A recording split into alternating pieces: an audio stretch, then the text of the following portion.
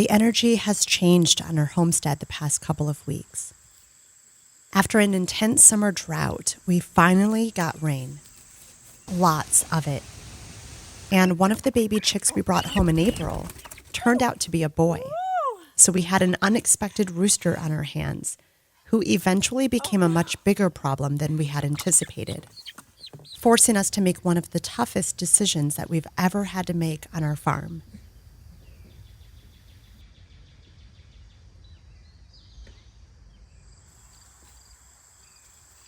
Fall is finally here, and you can definitely tell.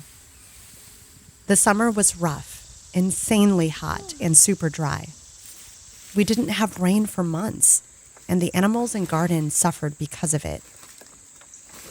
But the tropical storms in the south brought us much needed rain, giving us some relief as we head into fall. It's getting cooler outside, so I'm trying to wrap up some projects and prepare the farm for winter. Earlier this year, we built a new chicken coop.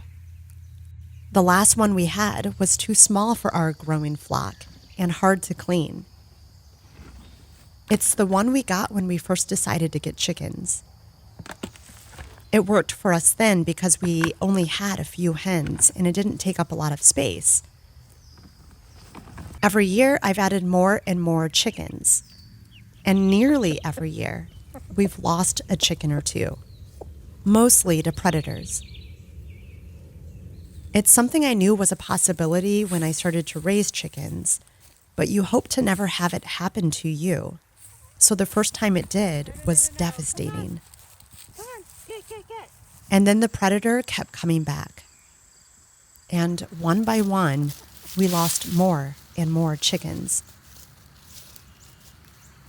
The thing is, we're surrounded by woods, and our hens are happiest when they roam free. They lay better eggs, and their diet naturally stays balanced by whatever they can forage. It's in their nature, so it was important to us that they still had their freedom. But how do you keep them safe and still let them be free? A mobile coop. We bought one last year and set it up, only they hated it. After months and months of pure freedom, they didn't want to be fenced in, and I can't say that I blame them. We used a portable electric fence and tried to move them around our land every several days, but they wouldn't even step foot into the new mobile coop. It's not as easy as we thought. No. Oh. Oh dear.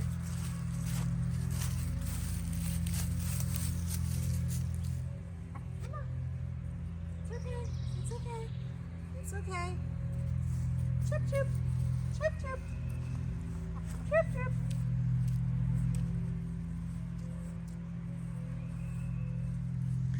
I think I need to get some scrambled eggs. Yeah. I'm going to have to try a different strategy here. It was stressing them out and us, so we decided to ease their transition by putting the electric fence around their old coop with the new one inside. They started to explore it more and even started to lay eggs in it, but that was it. They refused to recognize it as their new home, so we came up with a new system. We'd give them a home base that was highly secured and let them out to roam free during the afternoon, when there was less chance of a predator attack. And at that time, we had a rooster who had joined our flock, so with him around to watch over the girls, the new system seemed to be working. But then the fox came around midday and attacked our flock again, taking our rooster with him. After that, we kept our chickens secure behind an electric fence and stopped letting them roam free. They became restless, laid less eggs, and I noticed that the color of their eggs went from a deep golden orange color to a lighter yellow color. They were more stressed out and constantly looking for a way out. So we kept trying to figure out another solution. I got tired of our old coop, crouching down to clean it, and knew we needed something bigger.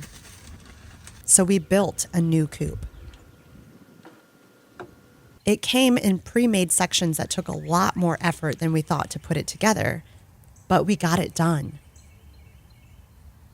It was much bigger, more easier to clean, and off the ground, giving them more space to hide from overhead hawks and weather.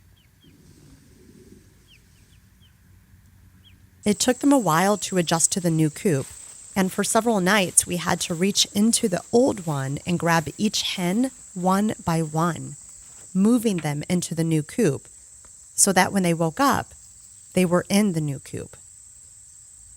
Eventually, after several nights of this, we got rid of the old coop, removing it completely from their pen. Look at that.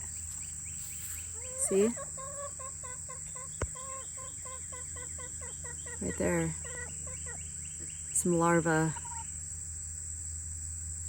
crawling. They'll enjoy that.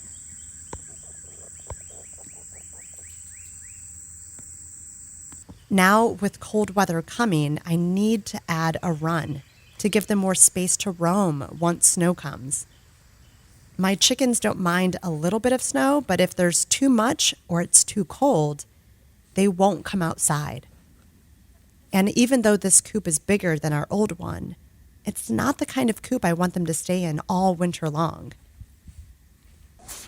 Ladies! They don't want to come out. This is the first time they've seen snow. They're all hiding right now. I think it's too much for them to handle. They need space outside to see what little sunlight we have during winter. I wanted something inexpensive that would be easy to put up and take down. Most of the year, we don't need this run, so having something that would be easy to take apart and store was important. So I went with a unit that many use as portable dog kennels or as chicken coops.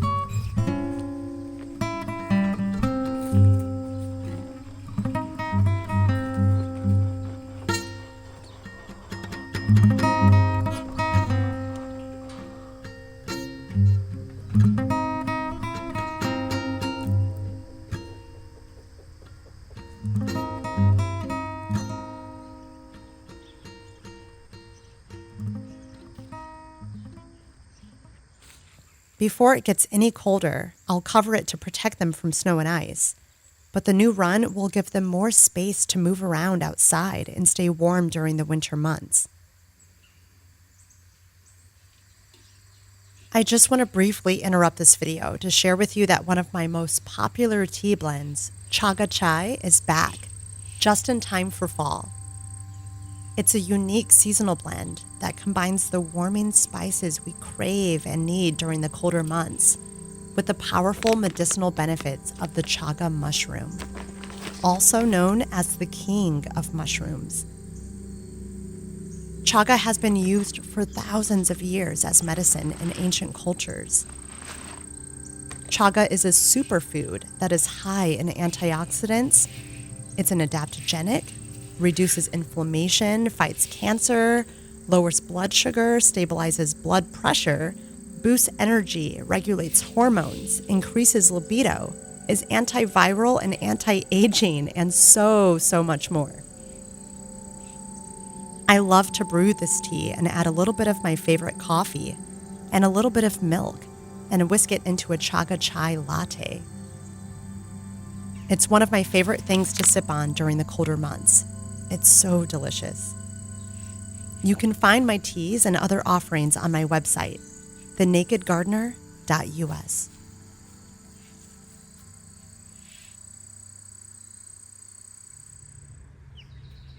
Since I've been adding chickens to my flock every year, one of the 4 we added in April turned out to be a boy.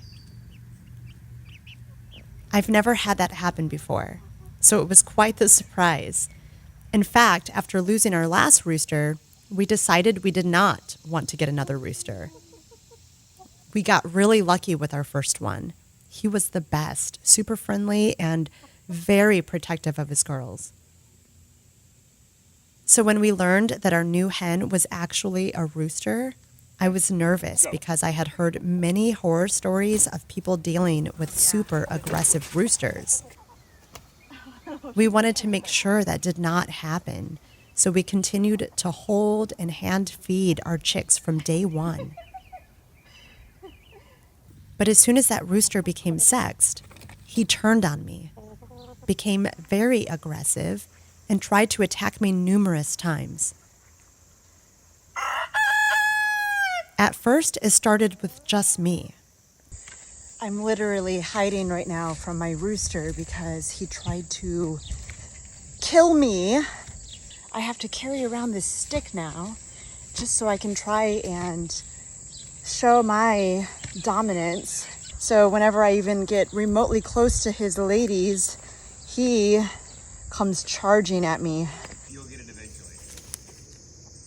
Roosters are no joke. They can completely destroy you if they want to. Like, you can hear them right now. They sense fear, so I'm trying not to be fearful, but it's hard when he comes just puffing up his fluff and just starts charging at you. And they are fast. They are so fast. I need to try and not show the fear, stand my ground in front of him so that he does not think that he can get away with that with me. It's hard because he is a little bit evil. I'm convinced of that. You know, let me go over here. I'm gonna still talk to you guys, but I really need to get my chickens out. I've been letting them out again when I'm outside during the day because the rooster has now really grown into his rooster ways, and so he is constantly trying to climb on top of the girls, and mainly the other 3 young girls, because the older hens, I think he still is standoffish with. He still gets a little scared of them sometimes, because he understands that he was one of the newbies on the farm. And so, you know, they have their pecking order, and he still hasn't quite stood up to them yet as much. And so therefore he's picking at the others, the 3 smaller hens that I got in April. And so those poor girls are just constantly trying to get away from his aggression. We later learned that running from a rooster only makes it worse, that you have to reclaim your dominance with him by standing your ground, staring at him in the eyes, and not back down. We worked on this for weeks, trying to reestablish our dominance, but it did not work. Instead, it got much worse. So we had to face the tough decision of what to do with him.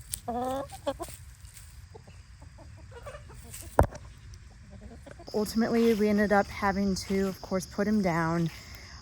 We did it in a very humane way. We had my brother-in-law come over. He has had plenty years of experience in his past with this kind of thing. We haven't. And he took care of it for us and then gave us a lesson, educated us on how to process the chicken, because we have never done that either. Since we've been on this land building all of this here for the past 4 years, as you guys know, we have chickens, we have goats, but we don't raise them as food. Obviously they are a source for us, such as the chickens and their eggs. Other than that, we've never, raised our chickens for eating the actual bird as meat. I have been plant-based for a number of years. I eventually, the older I got, started to reintroduce some meat into my diet. I started to reincorporate some meat, like bone broths, and some red meat selectively when needed, more for like the medicinal purposes of it, because it's a good blood builder. And so I have been incorporating meat in that way. It's not something I eat on a daily at all. That is not part of my lifestyle. I do not eat meat regularly. In fact, I would say that most of my meals are plant-based. So that's how we have been dealing on our farm. We do not use and raise our animals specifically for that reason. So of course, taking care of the rooster, we knew had to be done because as I had mentioned before, he was starting to get even more progressively aggressive, not just to me, but to my husband as well. So again, really sad because that's not typically how we do things here. We do miss him as much as he was a nuisance, obviously, to us, having to, constantly be looking over our shoulders and everything. Obviously the animals in our lives, the people in our lives matter. They make a difference. The energy, the imprint of their energy is still there. And I know that all of the hens felt it as well. Some of them, like our original here, she's one of our originals. She hated the rooster. So she was actually really relieved that he was no longer here. She was the one that was hiding a lot, away, trying to get away from him. And so now she is finding her peace again. She is coming out of the hiding spots. She is part of the flock again. She was doing that, staying hidden all day long just so that she would avoid him. So she absolutely did not like the rooster. We had another one doing the same, another original. They're just older hens. They do not want to deal with a rooster at this stage in their lives. I can't say that I blame them. So they're much happier with it just being the ladies again. And honestly, so are we. I tried to find another home for him, but no one wants an aggressive rooster. So we ultimately made the call to end his life. This was not an easy decision. Even with him being as aggressive as he was, it's not in our nature to take another living being's life. In fact, we see all our animals here as family. They all play a role on our farm, and killing them is not something we do. My brother-in-law grew up in a small village in Mexico with his father, who was a butcher, so he had a lot of experience with this. He came over and took care of it for us in the most humane way possible and gave us a much-needed lesson on how to properly process a chicken, something I realized I know nothing about and felt that I should. How is it that so many people don't know how to catch, kill, and process their own food? Today, we go to the grocery stores and just buy it without even giving thought as to how that animal was raised, what it ate, how it was cared for, or where it came from. Most of us turn an eye at that, let alone at the insane amount of large commercial farms that treat the animals so poorly, keeping them locked up in small spaces, unable to move. Feeding them cheap food that is oftentimes void of nutrition, so they have to pump them full of antibiotics, hormones, and steroids to keep them relatively well, or make them grow larger to increase their yields and profit margins. And then as that meat is processed and shipped off to markets, the people buy it, eat it, and take in all of the stress and chemicals that that animal consumed and was feeling when they were alive. That is not a circle of life I want to be a part of. So I opted out years ago, mainly consuming plants and legumes.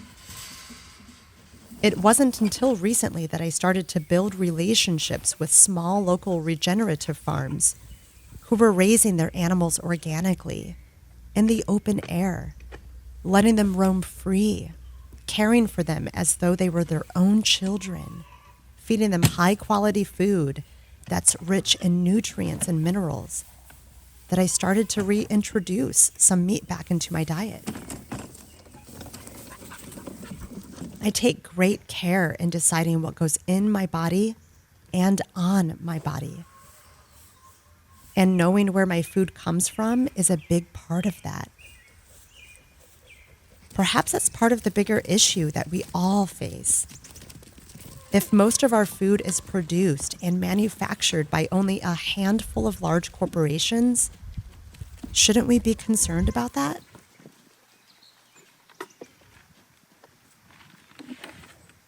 If we continue to stay blind to how our food is prepared or where it comes from, then we continue to enable it. It sends the message that it is okay to treat animals this way, that it is okay to consume the toxic food we are sold, and that we don't care that it impacts our health. And I don't know about you, but I don't stand for that. There is always another way. And when I see small regenerative farms doing it the right way all around me and seeing the vibrant health of them and their families, I know it's possible. Perhaps mass production and global distribution of our food was never supposed to be the case. Perhaps it should stay small and local. Be community-focused, where you know the name of the farmers, their families, their kids. There's something special about going to a local farm store, waving at their kids as you pull up, seeing the animals graze the fields or watch them milk the cows. And it's even better when you take part in it. Learn how to process your own chicken, milk a goat, make cheese, or grow your own vegetables. So getting this hands-on lesson from my brother-in-law was invaluable. Something that was tough to watch, but gave me a deeper understanding of the circle of life. That even though when one life is taken, it takes new form, giving life to another.